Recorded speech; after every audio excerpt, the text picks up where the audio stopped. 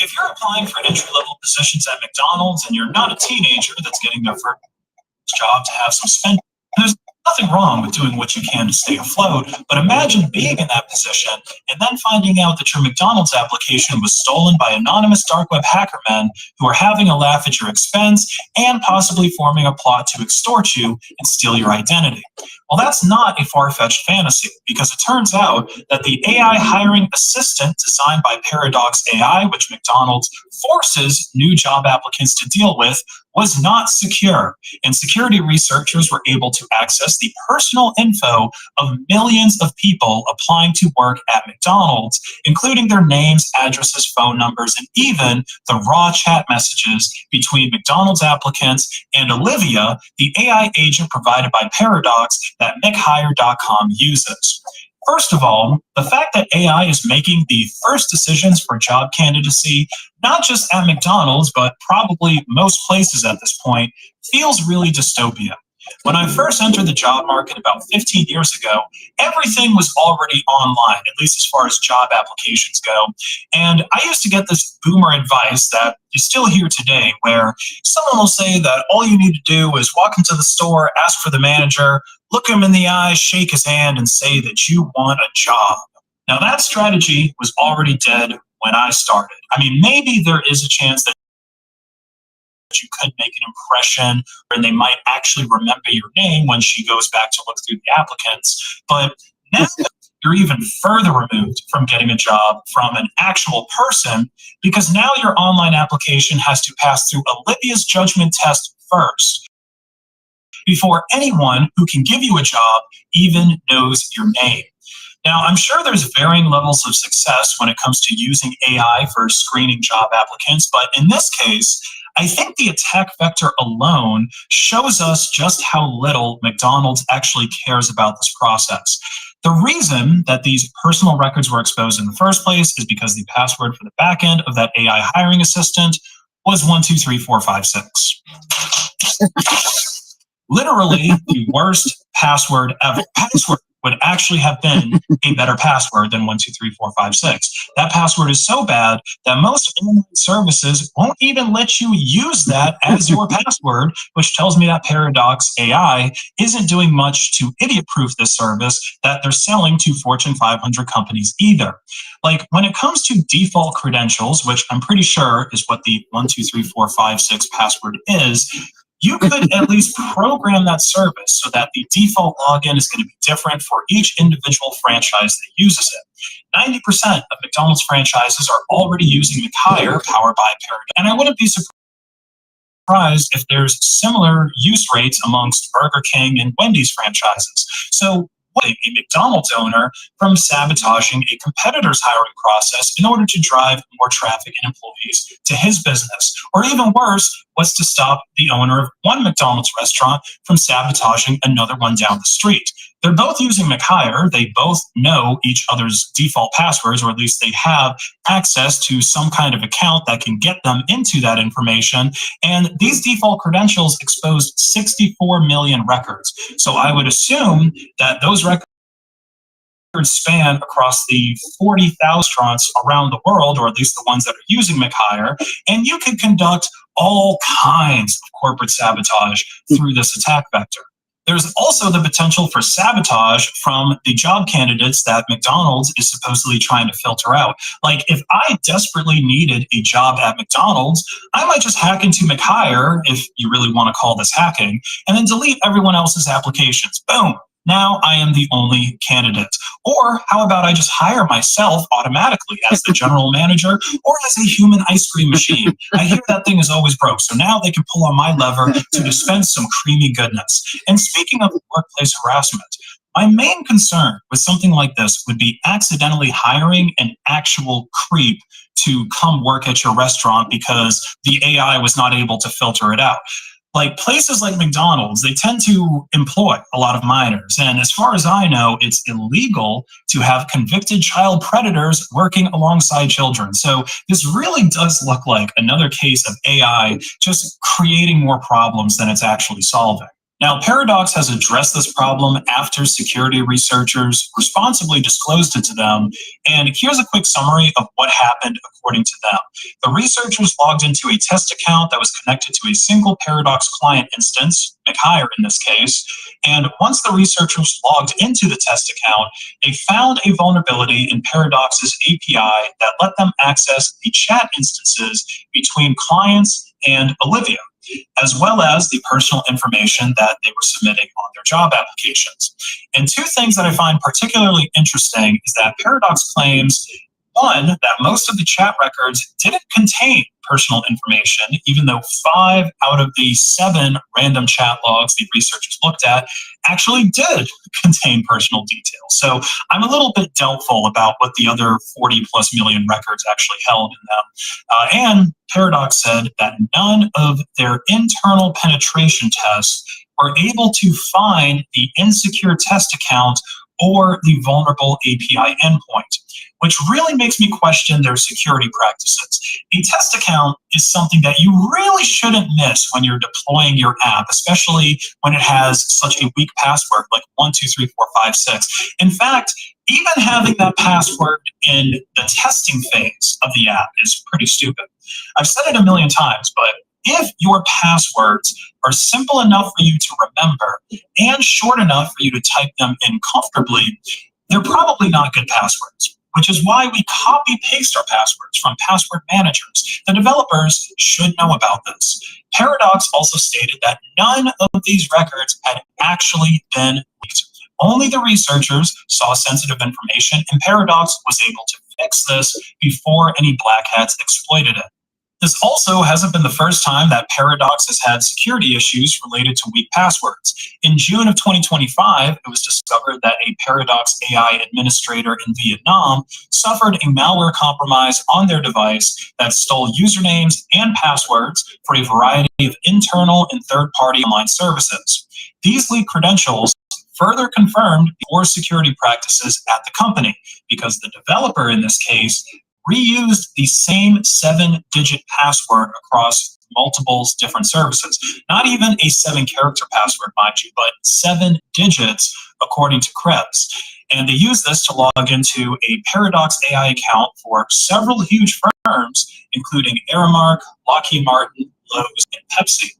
They noticed another bad habit where in the instances that the passwords were different, there was only a 1 or 2 character difference, further confirming that this person clearly wasn't using a password manager and as a result were picking up bad passwords. Now, in response to this leak, Paradox insisted that the leaked passwords were old and invalid ones, but there were still Okta and Eliason credentials exposed that appear to still be valid in 25. So clearly, there are a lot of risks with these AI systems, whether you are the franchise owner or you're a potential. The latter probably faces the biggest threat of extortion and identity fraud, because if a black hat hacker were to see that someone is applying for a job, they could send an email to that candidate pretending to be human resources and tell them, oh yeah, you're hired as soon as you send over your social security number so that we can do a background check, and of course send over your banking info so that you can receive your paycheck, and boom, your life savings all of a sudden gets sent to Nigeria, and now you've got 10 new credit cards that are opened up in your name and they're already maxed out. Practice good OPSEC. Don't trust closed source third-party AI tools with your personal information. And if you enjoyed this video, please like and share it to hack the algorithm. And check out my online store based off Win. You can buy my awesome merch or accessories for your phone or laptop. 10% store-wide discount when you pay.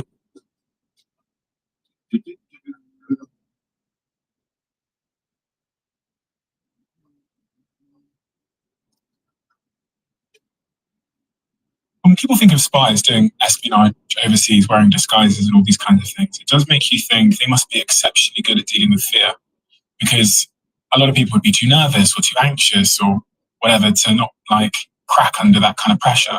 If you're meeting the guy that has the nuclear codes for Iran or whatever, and you've been working for 9 months to meet this person, you've got to have a good handle on your own anxiety and your own fear.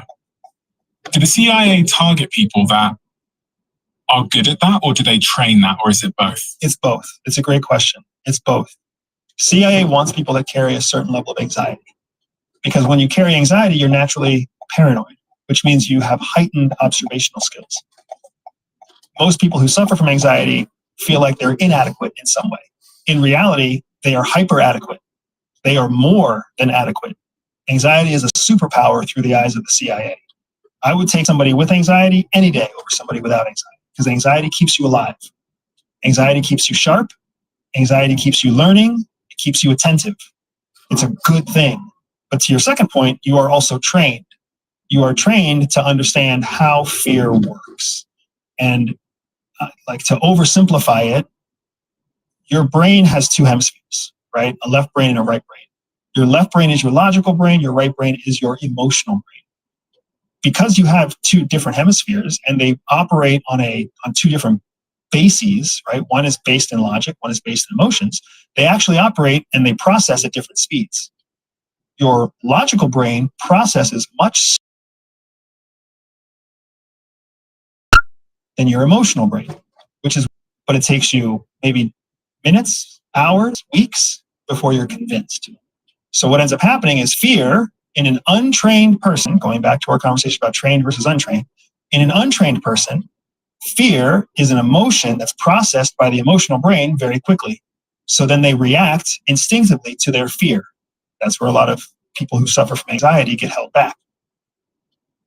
When you can train someone to understand that the same thing that makes them emotionally scared is also being processed by their logical brain. Your brain is actually going through the process of determining how scared you really need to be. If you can just slow down the emotional brain and train the rational brain to work a little bit faster, your whole relationship with fear completely changes. How do they train you to slow down your emotional brain so that you don't react? That's a big part of the reason why you have a controlled training environment that lasts for multiple months. Because what they do is they inoculate you. It's called stress inoculation. They inoculate you with scenarios designed specifically to trigger your emotional response. Even though you have been trained to not trust your emotional response, they inoculate you so that over and over again, you have to go through the process of, I feel fear, I have to not accept it. I feel doubt, I have to reject it. I feel like I'm being watched, I have to reject it. I have to give my rational brain a chance to catch up so that I can get objective facts about the scenario. And there are some people who don't do it well. There are some people who never inoculate themselves against fear, so then they end up getting cut from the farm. So for the average Joe that's listening to this now, or Jenny, the average Jenny that's listening to this now, and they live a life that's held them back because of their fear. You know, they don't take the risk. They don't raise their hand to do the presentation. They don't lean into uncertainty. Based on your training in the CIA, what would you suggest that they should do to get over that fear? So they need to inoculate themselves as well. Inoculate means expose yourself in controlled ways to fear. Very similar to the way you inoculate against COVID or you inoculate against the flu, right? You expose yourself to a strain that's weakened so that your body can gain some sort of familiarity with it. You do the same thing with fear. So if you're afraid to give that presentation, you're not ever going to change the fact that you're afraid to give a presentation. But you will be able to change something that you're less afraid of. So if you're afraid of going to the gym, if you're afraid of eating at a certain restaurant down the street, if you're afraid of stepping out of your front door, if you're afraid of asking your friend their opinion about whether or not you're overweight, find something small where you are less afraid of this than you are of this other thing, and inoculate yourself with this. Like, lean into the small fears, the fears that you already know are kind of irrational and simple. And if you can overcome those, what will happen is you will start to gain momentum. And the thing that you do to inoculate yourself is to know up front, you know you're going to have an emotional reaction. You already know it. It's the thing that you're afraid of. You can predict that. So you already know. I'm going to ask my buddy Steve if he thinks that I'm overweight. I'm terrified to ask him. He's either going to say yes or no, or he's going to take some cop-out answer, ask me what I think. But I already know that it's going to feel uncomfortable. But he's my buddy. It's low risk. let's see how it happens, see where it goes, right? So you go and you ask the question, you put yourself in the face of fear, you're still going to have the heart palpitations, the cold sweats, your emotional brain's going to take off, and all your physiology is going to let loose. But then Steve is going to tell you his answer. And it's over. And then all of a sudden you're like, oh, that wasn't nearly as bad as I thought it was going to be. And then when you do the same thing with your friend Jenny, the same thing with your friend Bruce, the same thing with your friend Robert, by the time Robert tells you his answer, your body's not reacting the same way as it did when you talk to Steve. Small inoculations are training your emotional brain to slow down and training your rational brain to speed up. So then you move on to the next most scary thing without going to the scariest of things. You know, I was thinking about that as you were talking, and I was thinking, gosh, I think a lot of people know that. I think they know that the way to get better at speaking on stage is to go and speak on stage, but they're still held back by, you know, God, if I do that, I'm going to mess up, and then people are going to think I'm this, that, and the other, and then I'll never X, Y, Z. Right. So you can say that to someone, but getting them to take that first step seems to be the impossibility. And here's where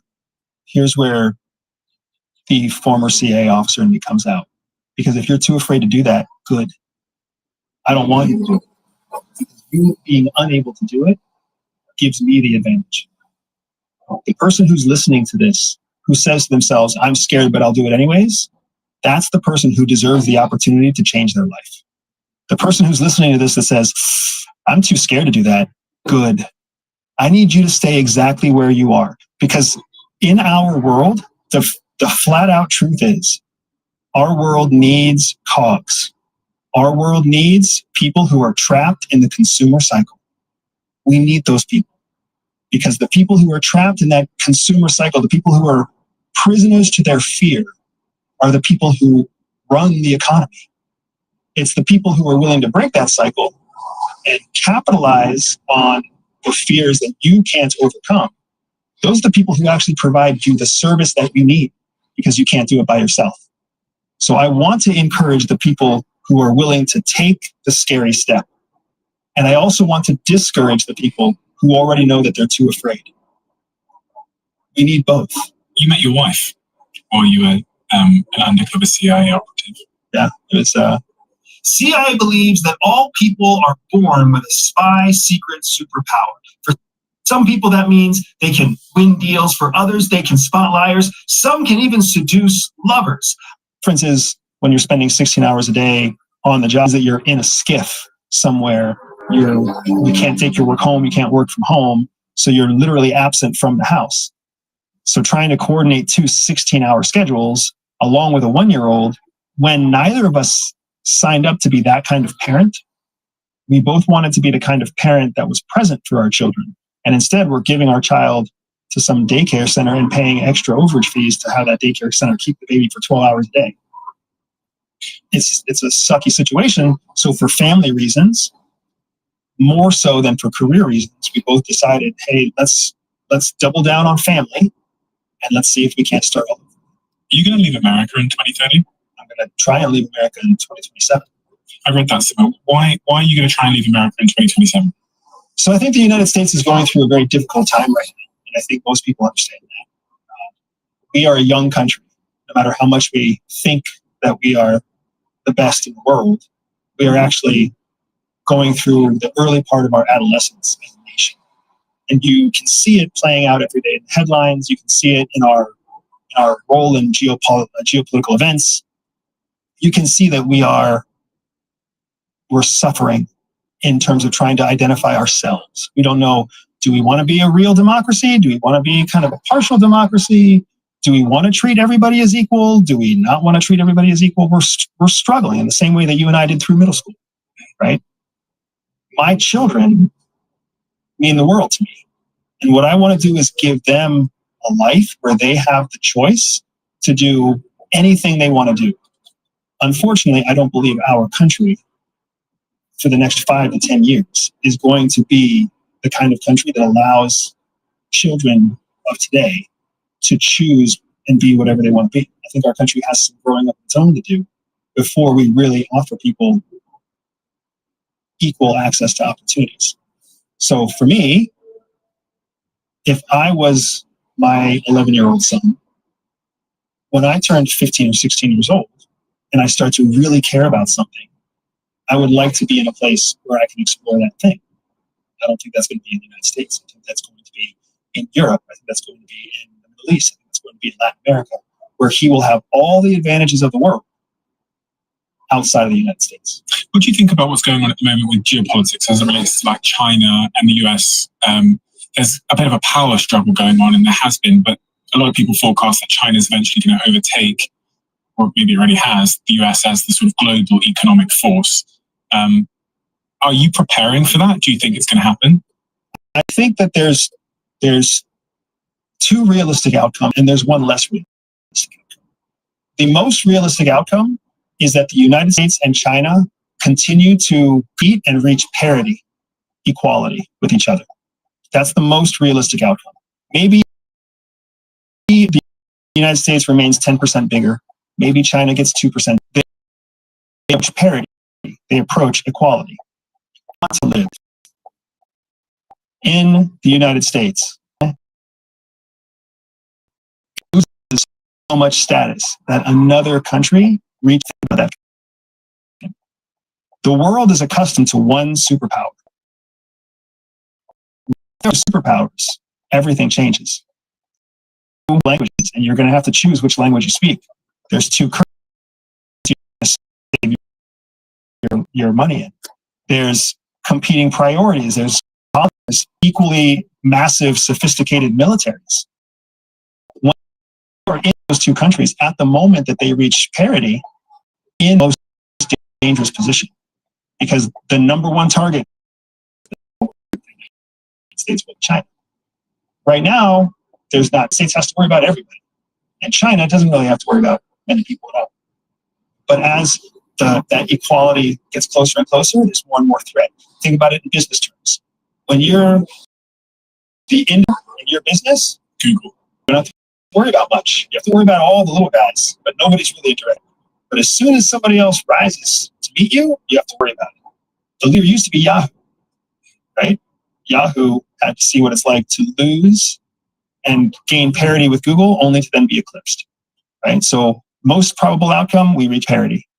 Second most probable outcome is that China does supersede us by small amounts, right? 5% GDP, 10%, and the United States has to regain back the edge. So now you have cycle back and forth, right? For 5 years, China's leading, the States is leading GDP, and you have this waffling back and forth, which makes you even less secure than if you were in direct parity. But that's a scary place to be as well. You still have to lose all the influence to get there, and when you're there, you never know how long it's going to last. Do you think we're already engaged in a form of World War III? Yeah, absolutely. I think World War III is already happening. I think World War III is not what people think it was going to be. I think people were afraid that World War III was somehow going to look like another World War II. Instead, World War III is a war of proxy nations. It's a war. It's a war where smaller third world countries are competing against each other, and they're being funded by larger countries that are actually in conflict with one another. Ukraine and Russia. U.S. is funding Ukraine. Russia's obviously taking care of itself. But the real conflict in Ukraine isn't about Ukraine. It's about the West versus Russia. China. When the time comes that China makes its biggest move on Taiwan, it's already made the small moves on Taiwan. When it makes its largest move on Taiwan, it's going to become a question of the West and whoever supports Taiwan. So going back to some of it then, the average Joe. The average Joe is listening to this conversation and what they really want is to make their life better in whatever subjective measure that they consider better to be. They want to start, they want to launch that project, they want to kind of this sort of a that they live in where their life is dominated by perception, what they. What is the sort of closing argument and closing advice you give to the average Joe to liberate themselves so that they can pursue whatever they want to pursue? So the most important, that is the most, even if you take the wrong step, if you take the action, the difference between you and the person who doesn't work, you have to take the first step. You have to take some kind of action. You show that you're not trapped by fear. You show that you're willing to challenge your own perception of the world and try to gain some perspective. It doesn't matter what that action is. I don't care whether you read a book, whether you buy a book, whether you sell your first, take some kind of action, because 9 out of every 10 people are not going to take any action. You already have an advantage just by trying. And so few people understand. They think there's some kind of advantage in waiting. There isn't. Along, all you're really doing is giving the other 9 people to take a step. If you take the first step, you beat the competition right out of the gate. And you know this as well as I do. Even if your 4 steps are fumbles and trips and you fall on your face, by the time you're steps away from the rest of the competition, and you've won a lot in those first steps. So my suggestion is take action. Take action using the skills that we talked about today. Take action using the skills that you've talked about on some other podcast. Just take action. Identity. We talked about how the CIA kind of rewrite your identity a little bit so that, it gives you some sort of cover. But one of the things that stops us taking action is our own identity. What have you come to learn, and what do you think now about the role of identity, how it gets in our way, and how we can liberate ourselves from it? The worst person to determine who you are is oftentimes you, because you see it all. You live in your own secret life. The rest of the world sees your public life. Even if your public life is accidental, the world sees you differently than you see yourself. So when you look at yourself, it's like looking through a magnifying glass. You see every wart, you see every crevice, you see everything wrong because you have the magnifying glass. The rest of the world, not only do they not have a magnifying glass, but they're standing 10 feet away from you.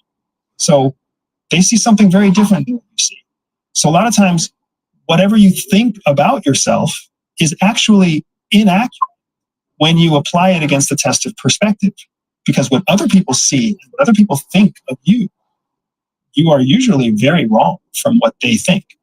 We have a closing tradition on this podcast where the last guest leaves a question for the next guest not doing it, they're going to be looking it for.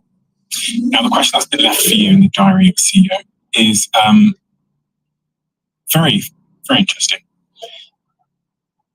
What is something you used to strongly believe that you have fundamentally changed your mind on? I used to believe that people could be equal. And fundamentally now, I know that people will never be equal, because equality is not really the thing that we're after. What we're secretly after that we don't want to admit to is we're always after being better, being in a better position than everyone else. So we will constantly strive to take advantage of secrets, to take advantage of opportunity and edge that we do not share with other people. But publicly, we will say that we wish there was more equality and that we want there to be more equality, when secretly we don't. I used to be one of those people that wanted everything to be equal. And now I am one of those people who is very happy in a world where things are not equal. Right?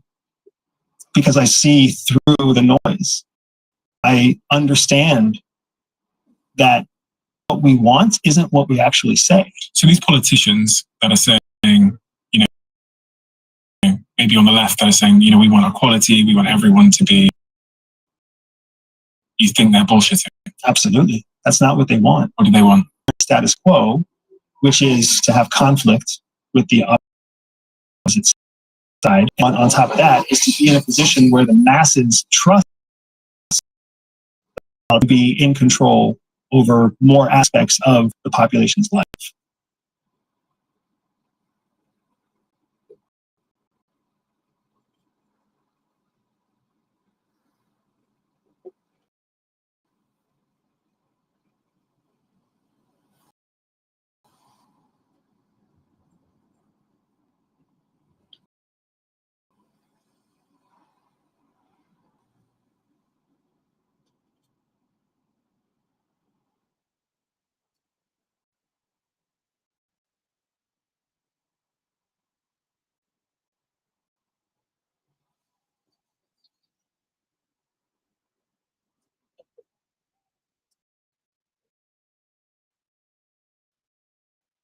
Today, we're diving into the early signs of schizophrenia. We will then discuss what schizophrenia is, science behind what is believed to cause it, and along the way.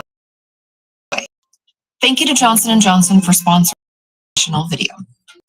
Let's start with the 7 early signs of schizophrenia, because what we do know is that the sooner someone living with schizophrenia gets help, better the outcome.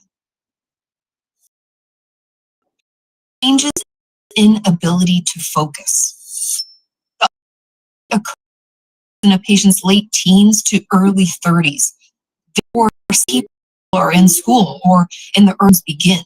Disorganized thinking and paranoia that can come along with schizophrenia can make it difficult for someone to, and their work could be affected. In general, I think it's a good idea to keep an eye on grades and work tactics. Not the end all be all, but if there's a shift, it's often an indicator of something going on, whether it be difficulties at home, or even an undiagnosed mental illness like. Number 6, mistrust in others. Just like many illnesses, mental health illnesses often start with smaller symptoms. Instead of paranoia and fear for their safety, people usually begin by feeling a subtle distrust of those. They might be questioning people's motives or suspecting that some of my patients even begin to see unrelated plot to harm.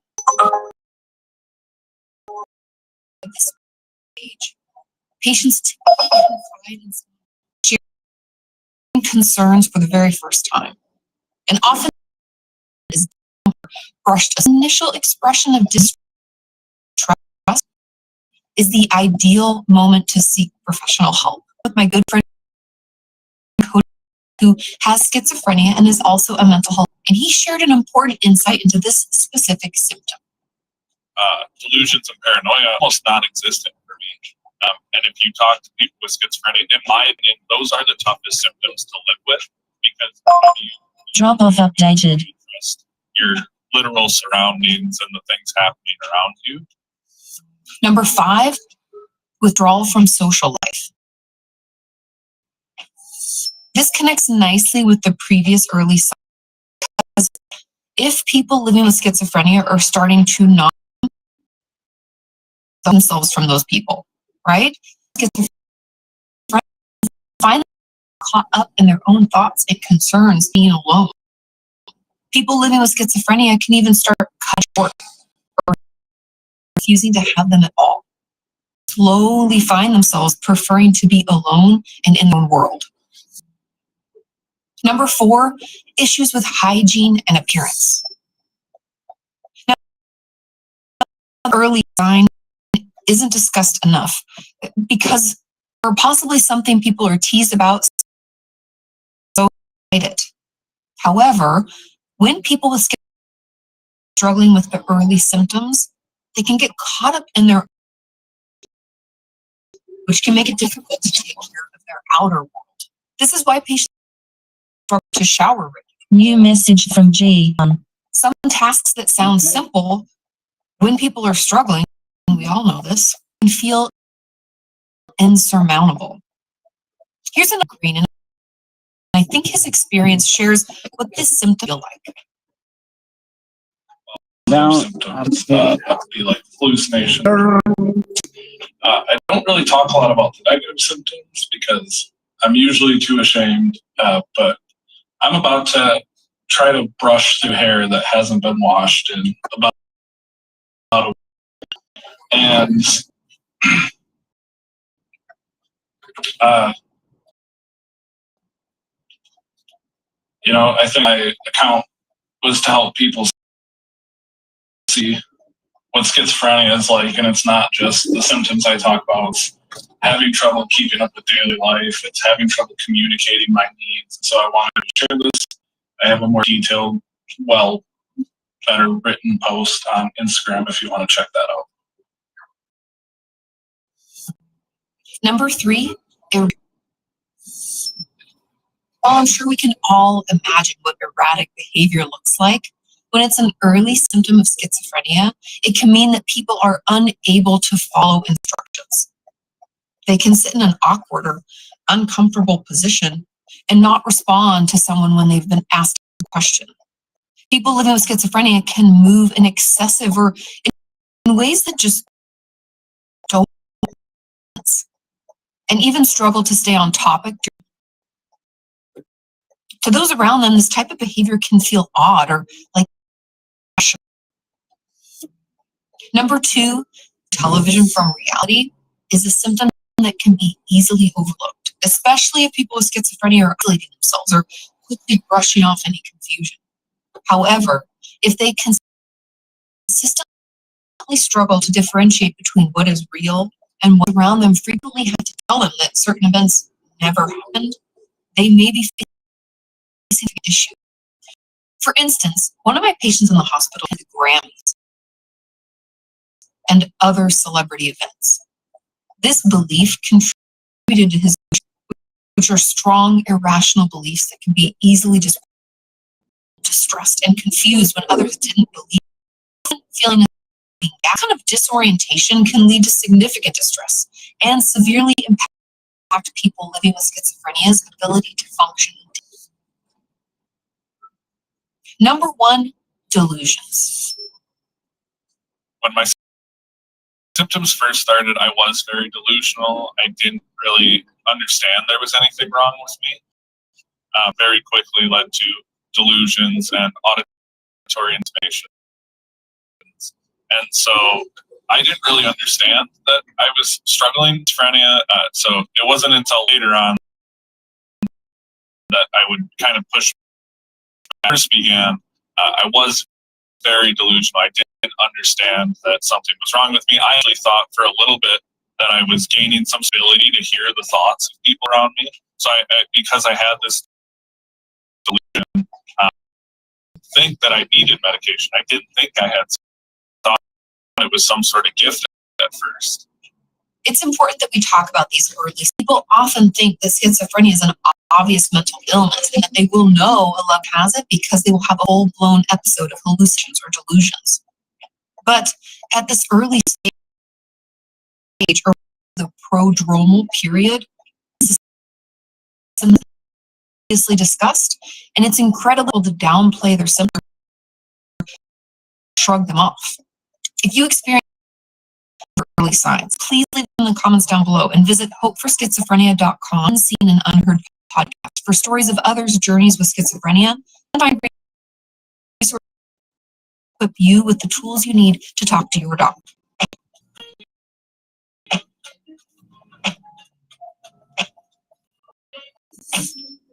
Let's get into the nerdy stuff. The causes of schizophrenia are largely thanks to this recall is that there are three main areas that are believed to cause schizophrenia. The first, genetics.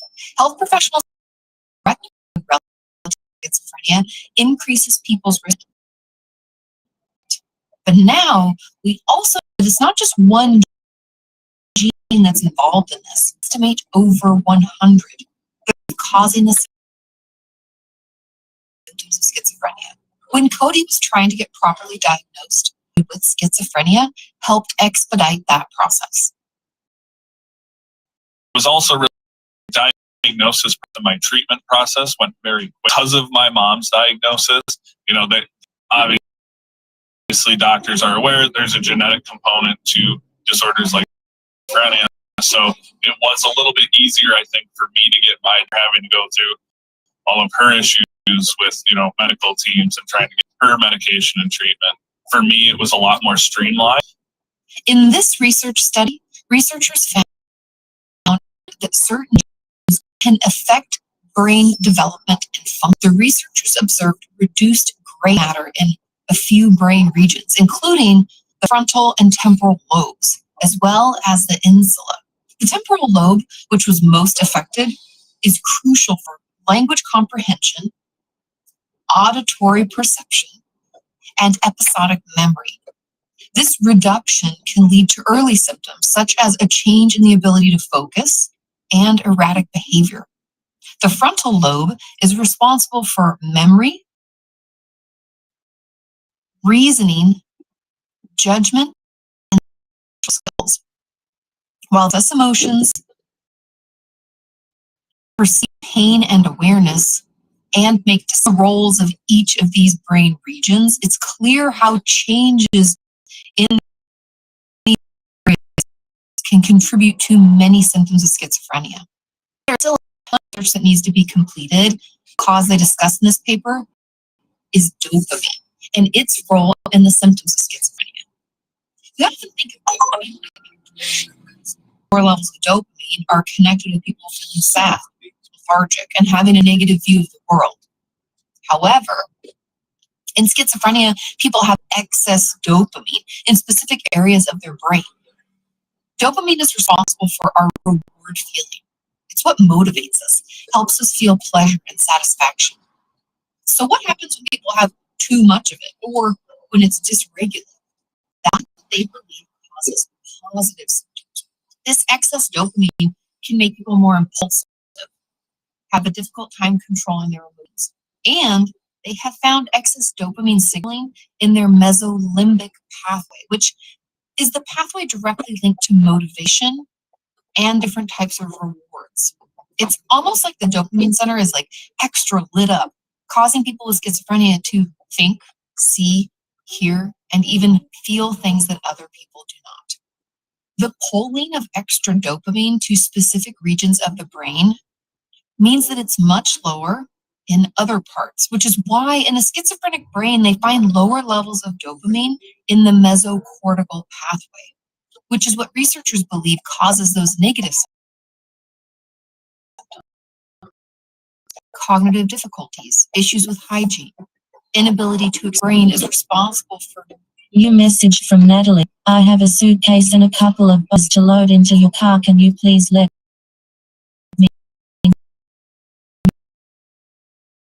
navigate social situations to engage with others. This could be really symptoms like drawing pictures and not reaching a professional can lead to a comprehensive evaluation, appropriate diagnosis, development, and treatment.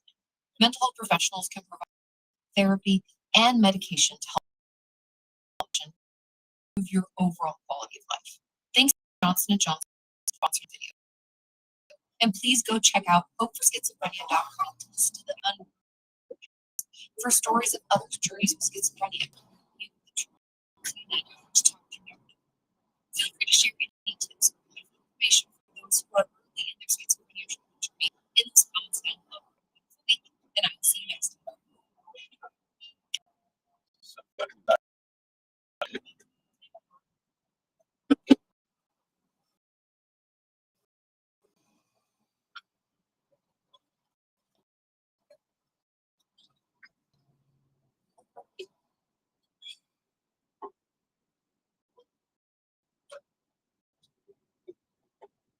If you clicked on this video looking for scathing critique of the mental health care system in the US, well, I'm here to tell you this because today I'm going to be talking about health in the US.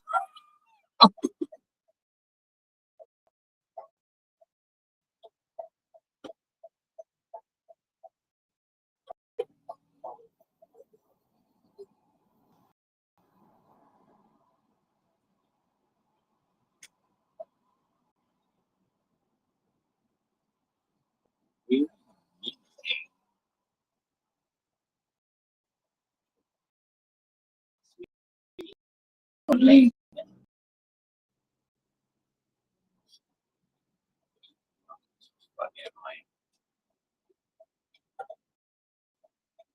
People should be ready and request. I'm a princess.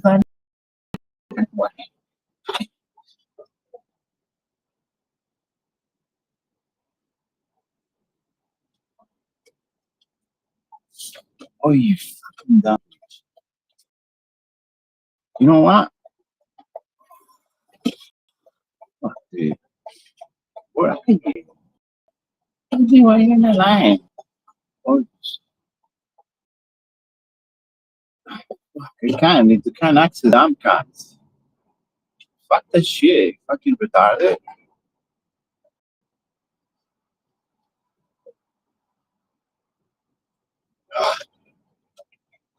Piss me off.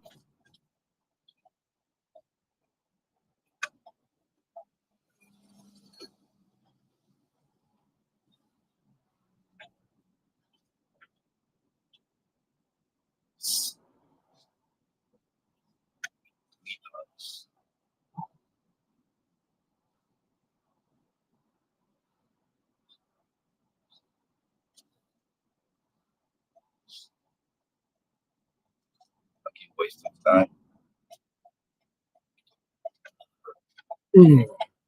Let's move on.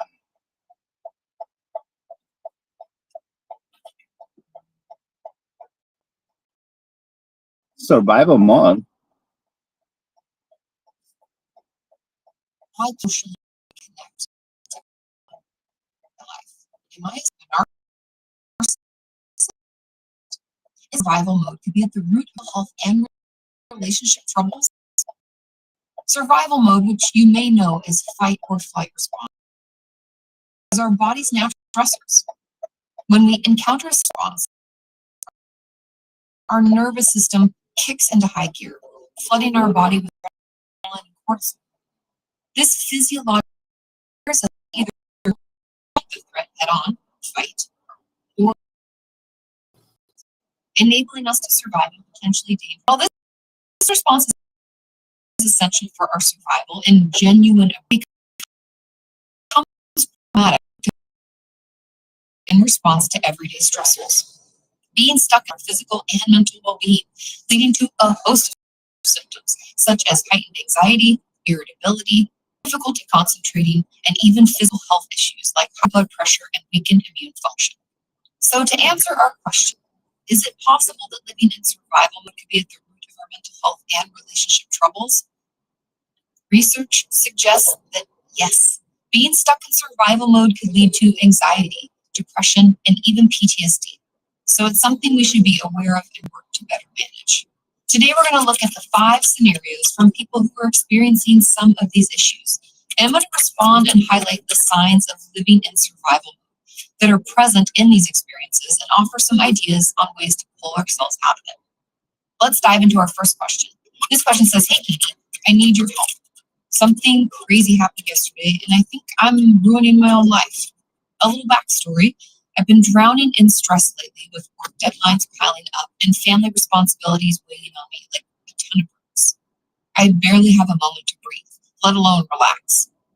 So I finally managed to make it home after a hectic day, feeling like I've been hit by a freight train. It's about 3 p.m, and all I can think about is collapsing on the couch and decompressing for a bit, but walk through the door. I noticed something on the kitchen counter.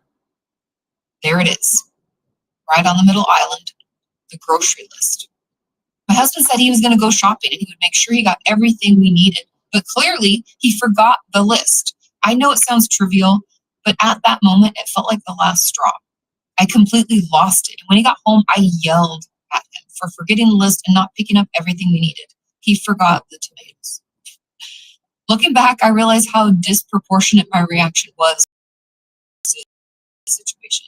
I have no please help. Sincerely, what's wrong with me? Anyone else to relate to freaking out over something that's really not that big deal? Maybe someone cut off in traffic, or that customer service line is taking too long, and all of a sudden you just feel rage. There's nothing wrong with this person. It sounds like what we might be experiencing is one of the first signs of being stuck in survival mode, and that is outbursts of anger. When our bodies perceive a threat, whether it's physical or psychological, the amygdala, remember the fire in your brain? It's part of our brain's limbic system, and it's responsible for processing emotions. And it triggers a cascade of physiological responses, including the release of stress hormones, like I said before, like adrenaline and cortisol, which often present as anger. While the trigger may have seemed insignificant on the surface, it's essential to recognize that our bodies can react strongly to even the smallest stressors when we're already on edge. In situations of acute stress or danger, such as encountering a predator in the wild, the fight or flight response prepares our bodies, right, to either confront the threat, fight, or flee from it, flight. However, in modern day life, our brains can perceive everyday stress or relationship conflicts as threats to our brain, the same physiological response. When we experience our prefrontal decision making can become temporarily impaired. Remember, it's thrown off. That prefrontal cortex to a loss of emotion regulation and an increased likelihood of even minor stress, like noticing that your husband forgot the grocery list, can bring that emotional anger, and our brains prioritize survival over. Additionally, unresolved or chronic stress can lead to overreact to situations that may not warrant consequences. Our bodies and minds remain on high alert for potential threats. These are our body's way of coping with perceived threats, whether they're real or imagined. Long story short, there is nothing wrong with you. Your body is responding in a way designed to protect you. But it's important we recognize the sign so that we don't harm our relationships. All right, let's dive into another scenario. This one says, hey, Katie, I can't seem to relax, even when I have free time. Is this normal? I need your expertise to help me make sense of what is going on with me. Despite having what seems like an abundance of free time on my hands, I can't seem to shake off this constant feeling of tension and anxiety. It's like I'm carrying around a weight on my shoulders, even when I'm not knee-deep at work or buried under a mountain of responsibilities. I've tried everything, from yoga to meditation to therapy, but nothing seems to quiet the chaos in my mind. Yesterday, I even laid down to do my usual mindfulness exercise that my therapist is asking me to do. And even though I could, the body just, am I doomed to live in a perpetual stress and overwhelm? It's exhausting. Sincerely. Anyone else out there relate to this person's experience? Unable to relax, even during downtime, second stuck in survival mode. Even the brains are by a relentless sense of unease. Here's the deal. When our bodies and minds are bombarded by chronic stressors, whether it's work deadlines or personal options, our nervous system can get stuck in overdrive, high alert for potential threats. And this heightened state of arousal, fueled by the release of stress hormones like before, things like that, it can make it challenging, even if we have downtime. Unresolved traumas can further exacerbate this as our brains remain hypervigilant for any signs of danger. It's like our survival instincts are stuck in overdrive. It's difficult for us to find peace amidst the chaos. Many of you have told me that you weren't actually relaxed, that then something new. So we stay on guard at all times. I know when you feel this, it's tempting to just scroll on your phone, binge watch TV, because that can feel soothing. But if you can, just take a few deep breathing or even do a full body shake before the doom scrolling and the binge watching. Okay, let's listen to another scenario to see if any of you can relate to it. This one says, hey, Katie, I think my laziness is ruining my life. So lately I've been in a bit of a procrastination funk, and it's seriously starting to stress me out. I mean, we're talking about putting off important tasks until the very last minute. Then frantically scrambling to get everything done before the deadline hits. Just yesterday, for example, I had a huge presentation due for work that I'm going to be honest, I've been putting off for weeks. Instead of tackling it head on like I should have, I found myself binge watching Netflix and scrolling through social media, hoping, I guess, maybe that somehow magically the presentation would write itself. Spoiler alert, it didn't. And now, not only am I feeling everything together at the 11th hour, but I'm also dealing with the fallout of missed opportunities. I have a ton of strained relationships at work. It's like a never-ending cycle of procrastination and panic. And I'm starting to wonder, what the hell am I just lazy? Or is there something else going on here? If you relate to this, one of my favorite memes of all time says, you'd be enjoying yourself. And I don't know who created that meme, but man, there were never truer words spoken.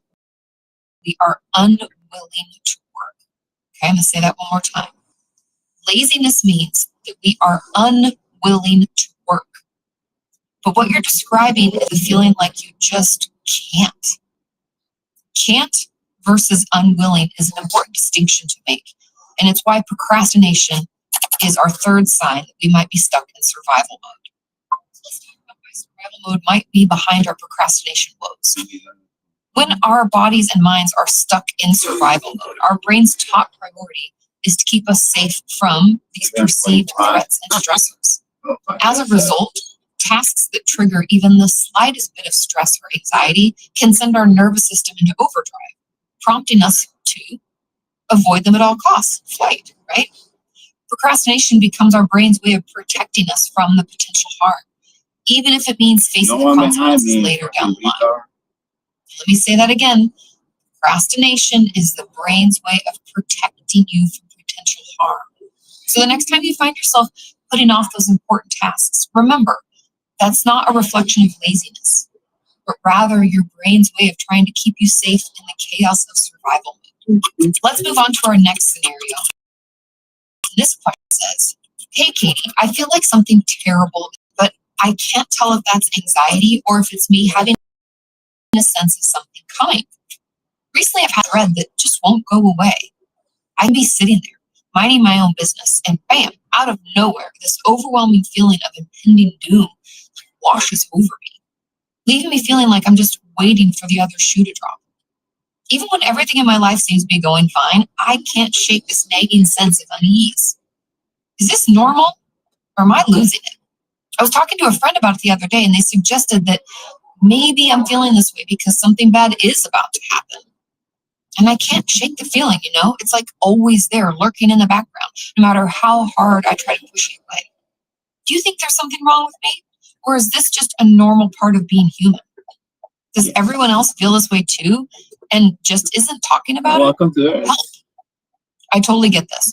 Often we can confuse our anxiety with almost like prophecy, thinking we can see the future or something, which makes sense because that's what anxiety is trying to do, right? It's preparing us for some threat in the future. But when it's likely our fourth sign of being stuck in survival, feeling constantly on edge or hypervigilant. Bodies are under chronic stress. Our nervous system anxiety and a persistent sense of threat. Our minds and bodies are constantly scanning for danger and telling us, you know, hey, danger's coming, get ready. So you just don't know, right? You can imagine how helpful this would be. We're in a situation where, I don't know, like we're cave people, right? And a lion lives. Our body to tune in to any changes around us and prepare us for the wind changes a little or we hear a noise. You know, this is but in our context today, pick up our phone and immediately 15 news notifications about terrible things happening in the world. And these things are far away, but our body sees those as potential threats, like they're as dangerous. And every time our phone pings, our body like hears us coming to the corner by feel this impending sense of doom and danger. Part of being human when we're stuck in fight or flight or survival mode. But as I'm sure you can see, it's us to always feel on edge. Let's look at our final sign number 5, by listening to the next scenario. This one, I'm having a big problem connecting. I can't emotionally connect to other people. So, a narcissist? I've been so emotionally numb, and just not sure what the heck is going on. It's like I'm going through the motions. I don't do anything anymore. I used to be able to connect with it. Lately, it's like I'm just going through the motions. What's happening? Last I was at dinner with a good friend of mine, and she was talking about her recent breakup, and I was there for her, offering support and empathy. I found myself completely unable to connect with her emotions. It's like I was watching conversations, maybe dissociation, I don't know, but I couldn't feel any. Even though I wanted to be there for my friend, I couldn't muster up any genuine emotion or empathy. It's really unlike me, and it's starting to worry me. What is relates at all? Well, let me reassure you, this does not mean sociopath or narcissist. This is sign number 5 that you numbness and emotional disconnection about what happened to the dinner with their friend. When our bodies and brains are mode, our mind's going to prioritize survival over everything else. Our ability to connect with others and empathize with their emotions, and emotionally unable to fully engage with the emotions of the even when we care for them. Our emotional connection with others is seen as a luxury that survival brain doesn't need. Your brain is changing focus to hypervigilance so that you can be ready. I totally get how you feel disconnected from your emotions and with others, but it's important to remember that you're this experience and their bodies do keep us safe. More than just a temporary stress. It's a complex that can have profound effects on our physical, emotional, and mental. Subscribe and share it with someone who might benefit from it. Also, let me know in the comments if there's a topic you'd like me to cover next. Remember, prioritize your well-being. Until next time, take care and be kind.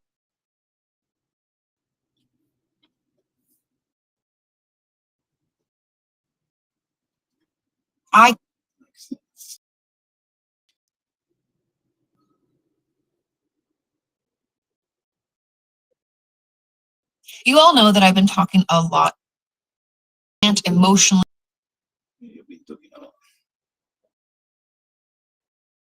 Hello, guys and gals, me Mutahar, and ladies and gentlemen, we gotta talk about this crazy censorship problem that we are now. I want to say like several days, weeks. It almost feels like there's every single large entity trying to censor it. We've seen Steam take away a bunch of gooder games. Granted, we're on the fringe end of people caring, but then you start to see itch-eye, even one of the popular games, mouthwashing, because it's a little bit mature of a video game. And speaking of other horror games, Exhumed, a horror title that focuses on parasocial relationships, very wild, real things people have to deal with simply because it's mature, entirely off of field.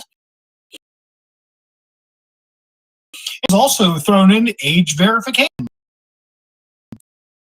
It seems as if using a verifying yourself or facial recognition, showing ideas, mostly thing in parts of the world now. But of course, we've also the United Kingdom has passed the Safe Act. It doesn't end there, ladies and gentlemen. I really get the next stage is VPNs. Okay, trying to human have in the world. So I want to keep this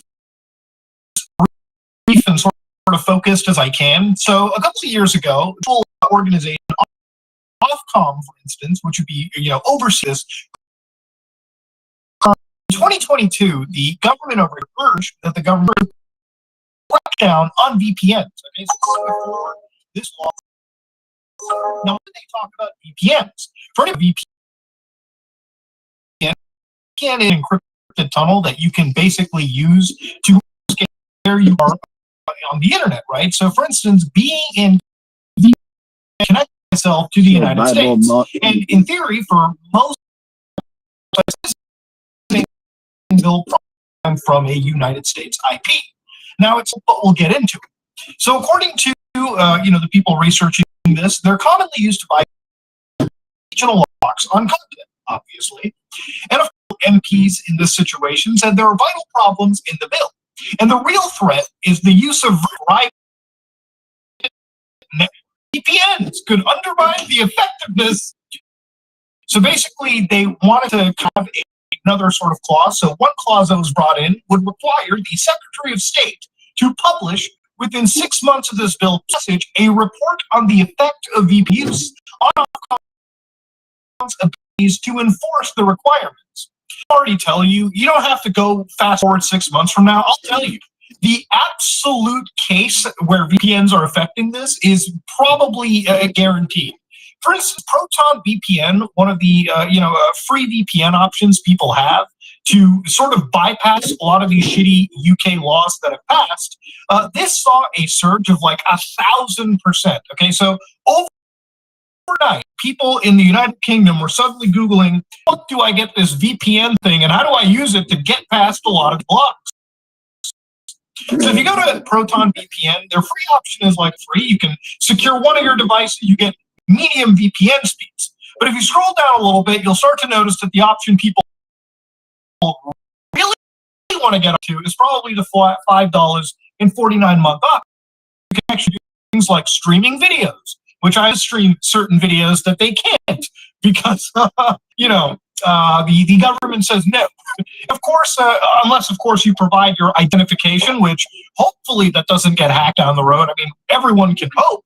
And then, of course, if you want to do things like BitTorrent, basically they have the free option that people would absolutely probably want to use. So you probably want to get the paid situation.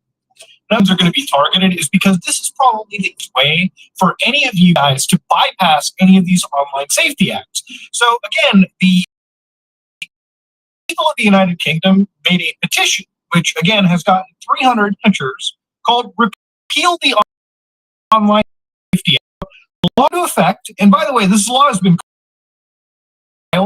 like, oh my God, this actually is more censorious. This is getting rid of basically all forms of free and open internets, right? You can't look at things like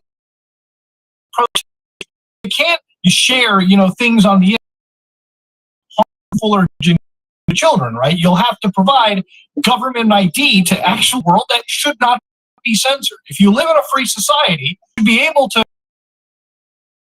basically see whatever, basically putting in as much friction as they can and the truth. So, of course, the government responded to all of these signatures, which they're not a small amount of signatures, by the way. Even campaigns like Stop Killing Games have not blown up as fast as something like Online Safety Act and the repealing of it. So the government says, by the way, the government has no plans to repeal the Online Safety Act. And they're actually working closely with Ofcom to implement this shit as quickly and effectively as possible to enable the UK users to benefit from its protections. Now, you might be like, so into this. You're not from the United Kingdom. You're good, homie. And that's true. Hey, Marisa. How are you? Good, thank you.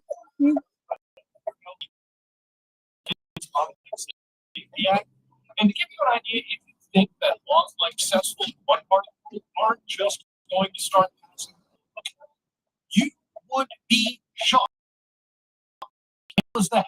States is a version called the Kids Online Safety and Privacy Act, or COSPA, or I guess known as COSA, which basically, if you really read the fine print of the and again, organizations like the EFF have kind of actually cause systems to censor their actual thing. It'll cause systems to almost, get rid of things that, marginalized communities ultimately do need. Okay, if you think that censorship's in just one direction, you are severely mistaken. As long as you give people the power to censor one thing, they will immediately, everyone's weapon to get rid of as much speech that they don't agree with off the internet. Okay, that's as simple as this. Okay, censorship is bad.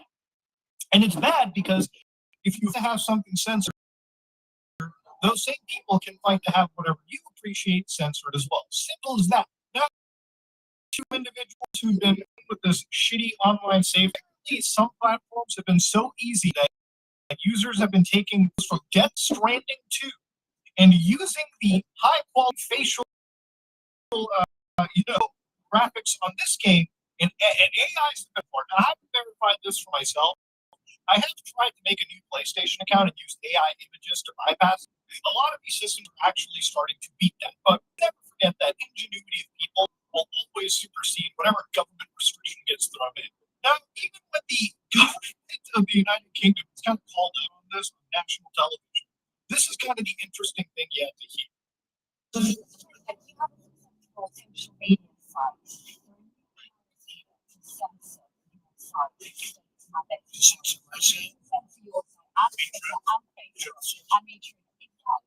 think he's going to censor us because it's the only good things that you know is uncensored by site. Sites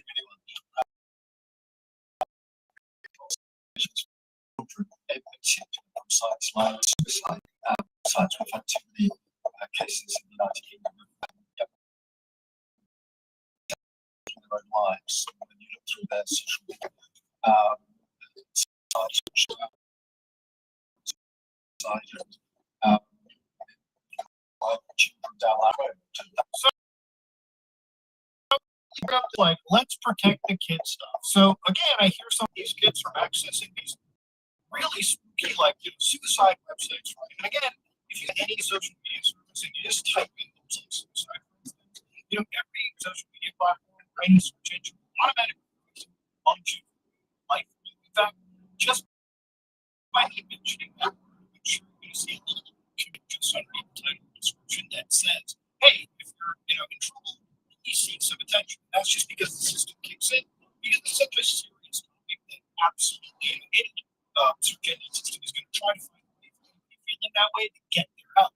So again, it's not the government that needs to jump in and provide assistance. A lot of these social media services,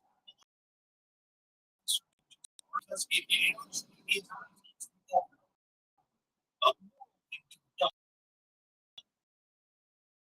yes, he is right. Kids are accessing crazy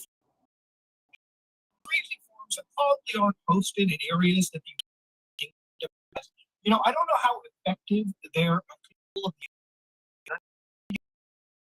Because the internet is, for the most part, a decentralized. One of the reasons why they're thinking of VPNs is going to be a way not just walking through technology for VPN. Some people that they can't ban VPNs, but they can't even try to not pass a law that is ultimately stupid. Do you actually think anybody take any thought into these laws before they go to major conflict? The thing is, yes, it is true, right? VPNs are kind of necessary. For instance, if you work in government, I think his name is Keir Starmer. He needs to use a VPN to access government networks, right? Some pretty secure government networks. If you work in a big company, no problem. You need a VPN to access an internal network. And it's not super complicated. For instance, this is WireGuard, and you can create right now a fast VPN tunnel in your own house. Something that I actually do when I need to connect into my home network outside the house. So, for instance, if I want to access things like the Raspberry Pi that runs a whole bunch of search engines and tools for my entire home network, once I VPN into my actual home, once I VPN to the WireGuard system that I have hosted, I can immediately just SSH into any network, any device on my actual network. Right here, I've connected to that Raspberry, modify things that affect my entire network. Right, so basically, my duty, and I have it in a way in my home network. So anybody who types in 0xG into my home network, but we're getting really technical here. Again, you have to understand VPNs are something that you can't just that stops here saying, okay, for a in the government, or as long as your VPN in corporate and a business or hospital or something, that's an company. Anybody that's providing a consumer grade VPN, that's because those are going to be used for circumventing it. People who are purchasing VPNs that are under the Five Eyes, meaning that even if your VPN is posted, say in the United Kingdom, posted in the United States or even Canada, and I think Australia, these organizations will just rapidly share information, never really private, as long as you truly research what kind of VPN you get in. Now, the other thing that can be used to, right, like I said in the last video, when it comes to a lot of organizations, it doesn't mean that they're not looking at something else. So let's use something like a pretty insecure browser, something like you could potentially have your information or your location presented just your IP address. So, for example, I VPN myself to Los Angeles, right? This is a Los Angeles. I go to a website and it checks my browser fingerprint. Browser fingerprint leaks out my time zone. Is that actually Toronto? Then immediately, okay, this makes no sense. How is the guy who's browser fingerprint matches that of the Torontonian suddenly connecting to us? Probably is just a VPN. It's also the reason to Netflix or something, and you have like a VPN that is detected, identify it and remove you from access. And it's because it's a whack-a-mole game between some of the big and a lot of these big tech companies in order to identify and use something through a VPN data set. Now, if you want to kind of browser fingerprinting, which is probably the best privacy-focused browser for the fire. And if I think one of the best options you can get is like a Brave browser. But even then, right, like these guys ultimately can find a way. And I think slowly, if it's not just the VPN ban coming in, it's even further checked in order to prevent people from accessing parts of the internet. Of course, you give up your personal information and browse the internet, hopefully uncensored. Now, of course, the thing is, they probably don't have a law right now in the drafts for VPN blocking. But the thing is, when they do this test, when they do this like research and see just how many people are bypassing it, don't doubt the fact that these people try to make VPNs illegal or try to make at least the public facing consumption of it somewhat of a problem. Where I guess the last part of this video comes into true internet freedom that you have is Tor. So this is the Tor browser, and of course I've connected onto the Tor network.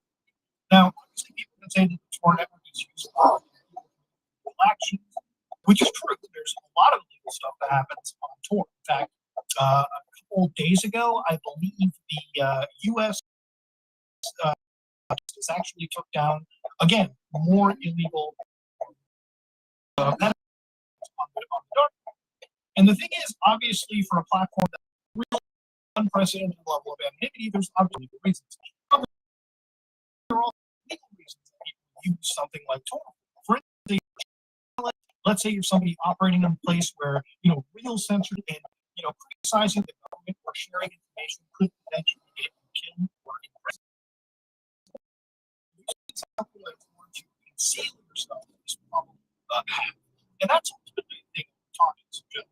They want to get rid of VPNs. They want to ban the last bit of freedom people have. And if you think it sucks in the UK, the US is passing laws. Canada might just pass laws. If it works in one place, don't expect it not to work somewhere else. If you like what you saw, please like, comment, and subscribe. Just like that.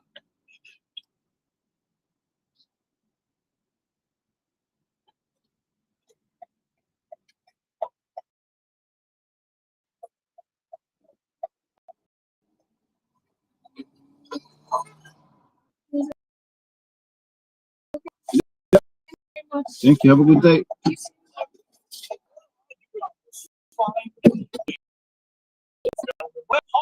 About the blue bubble problem. actually, the last few days, I have the iPhone. $3. What are we gonna do in $3? Oh, it's gasoline. I pay 5 for gasoline. No. This is a great business.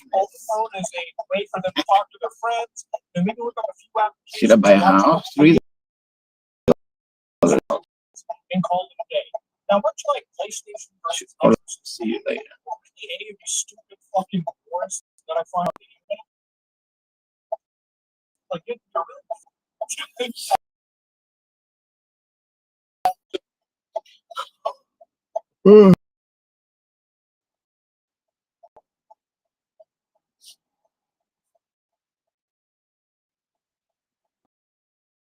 $3.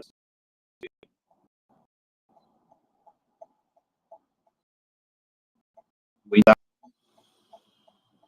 $2.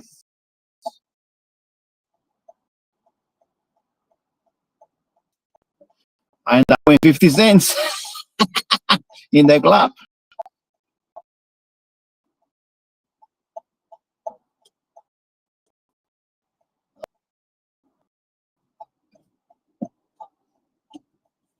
It's hectic.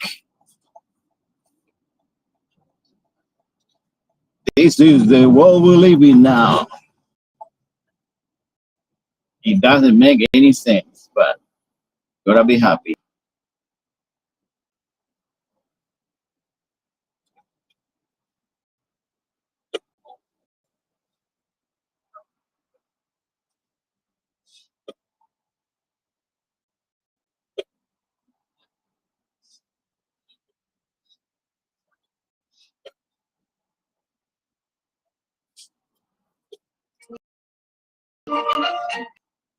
No way. Do another $3. Go fuck yourself. Good luck with that one. Not today, Satan. Not today. Fine. $3. Fuck off.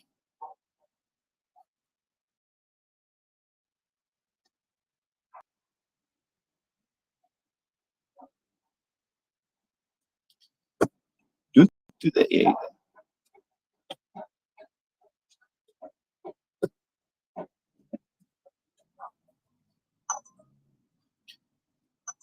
Okay, what you got?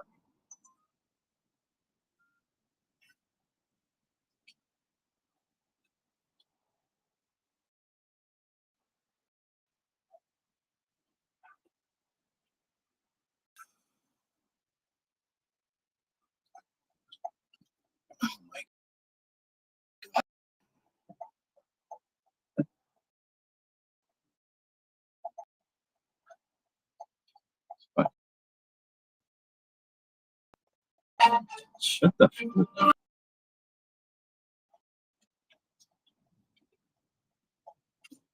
Just keep offering me bullshit. I don't want that.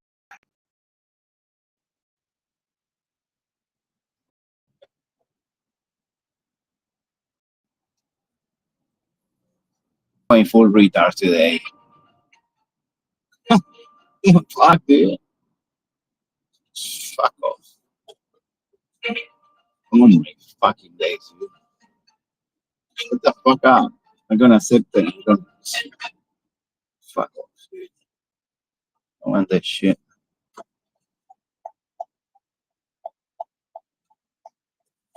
I'm like this guy walking in the middle of the room. Let's go. Oh.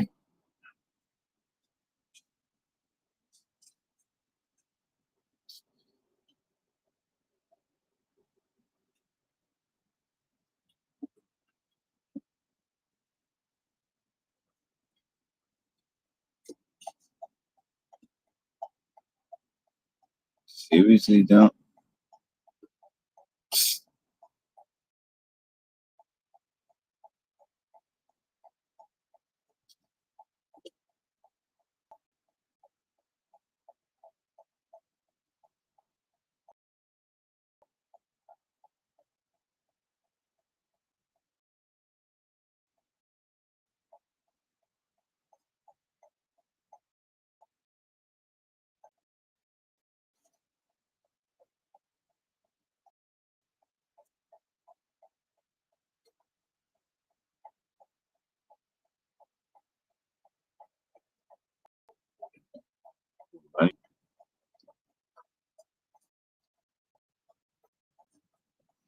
Sleepy.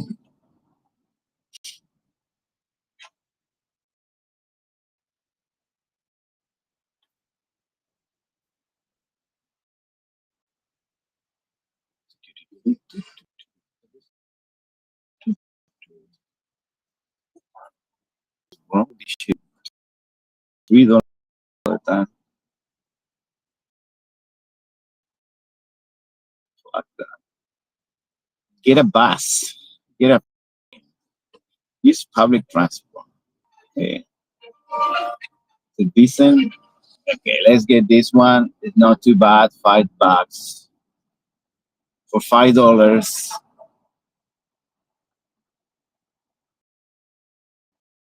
Do $5 trip.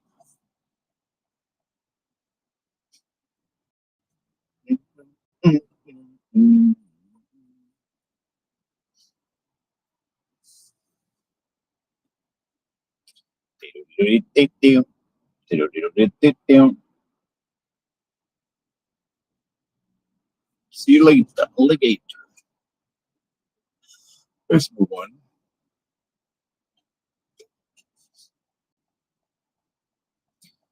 Let's get out of the shithole. Days, what are you giving me this bullshit? No wonder people lose their mind, dude. Holy crap.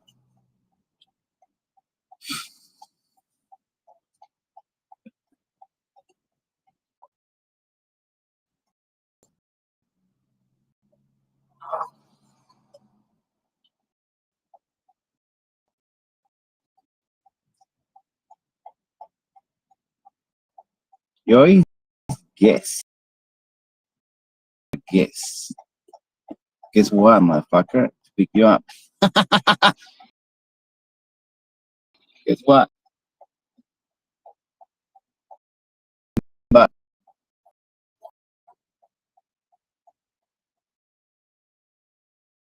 for $5, dude.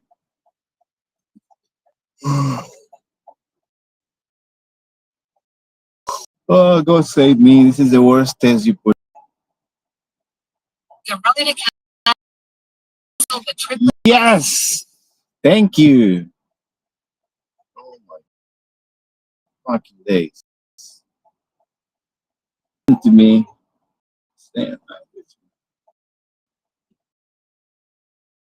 Now send me something decent.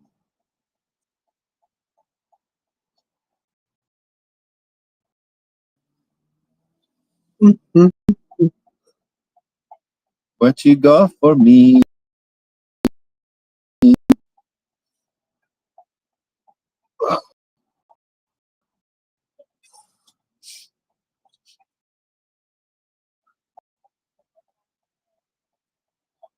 People should use more bicycles.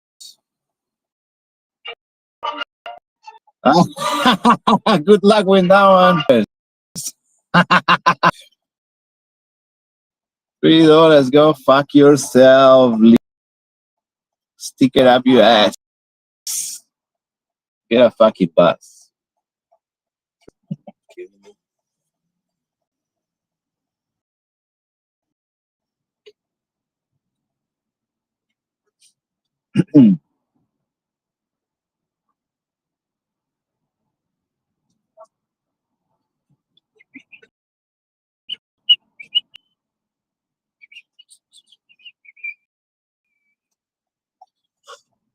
To the beach, let's relax.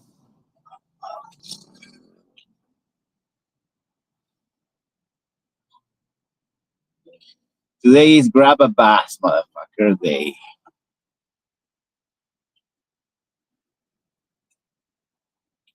They're probably paying $20, but the driver only gets $3.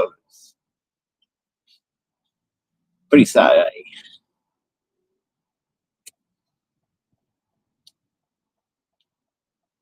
Why I'm supporting this God? Why I'm supporting this bullshit? To prove a point, I know, but no one's giving a fuck anymore. What kind of point I'm proving here for myself? To never trust people. Oh my fucking days.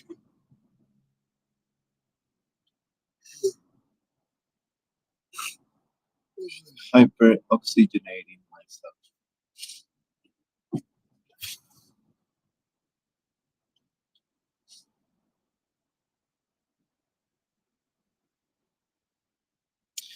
Yeah, go ahead, go ahead.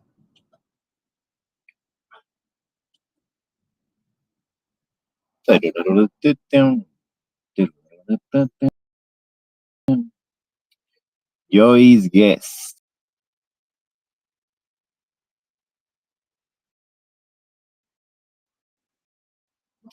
Joy. Joy. Angel. Come on, dude. You cut me up and then you go bicycle. Oh, he went in the main road. It's a cancellation about to happen.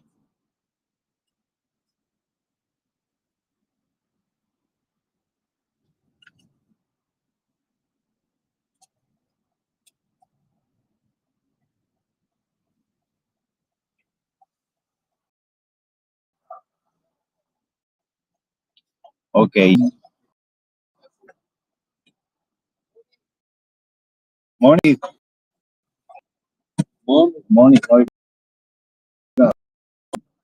It's going to stress you. Yeah.